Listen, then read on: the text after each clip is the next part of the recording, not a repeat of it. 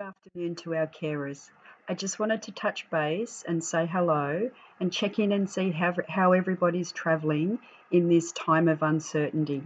I also wanted to let you know of some of the preventative precautions that we have had to implement for us to play our part in preventing the spread of COVID-19. Further to the information that we've already sent, I would like to let you know that from Monday, all the staff that are able to work remotely will be moving to working from home. There will be some staff and programs where this will not be possible, as we still need to ensure that we are able to provide face-to-face contact for carers, children, and families. In saying that, though, we also have to ensure that we are complying with the government's social distancing requirements and that we are also following the stringent hand washing and hygiene practices. So trying to come up with how we can still provide that service and comply with all the requirements has been quite tricky. But what I want to assure you is that we still will be providing a service. That will not stop. And we do not want you to feel isolated as we maneuver and transition to a very foreign way of doing work for a lot of people.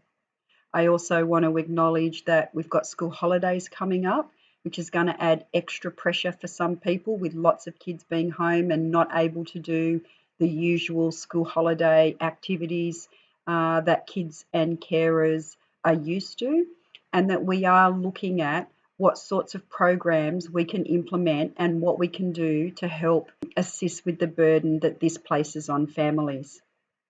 I also want to let you know that we are still doing face-to-face family time where it's necessary, and we're also still seeing children face-to-face where that's necessary. Our message has been that if we are able to do home visits via FaceTime or teleconference, then we are able to do that.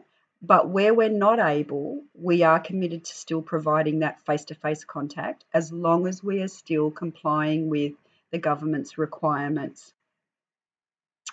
I also appreciate that some schools and teachers have been putting increased pressure on carers to send children to school.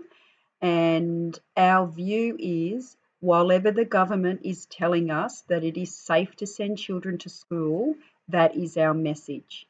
In saying that, if a carer would like to keep their child home and is able to comply with the social distance requirements and not letting children go to the shopping centres, then we're more than happy for you to do that as well. If at all you're feeling pressured and you need some assistance, please don't hesitate to contact your caseworker who can have some conversations with the school on your behalf. I also want to acknowledge the challenging time socially around not being able to have people come over to your home, the restrictions with buying food.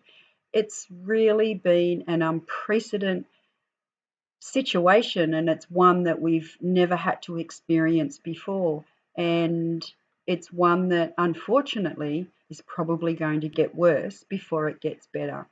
But what I want to make clear is that we do not want you to do this alone, that we will be here and we will be able to continue to provide support. And if you feel that you need additional support, please contact your caseworker or your team leader and have a discussion about that. And lastly, I just want to thank you for your continued support, understanding, and care for our children. We just could not get through this without you, and we really appreciate everything that you do. I will stay in touch and I will send some more messages from time to time. Take care and thank you.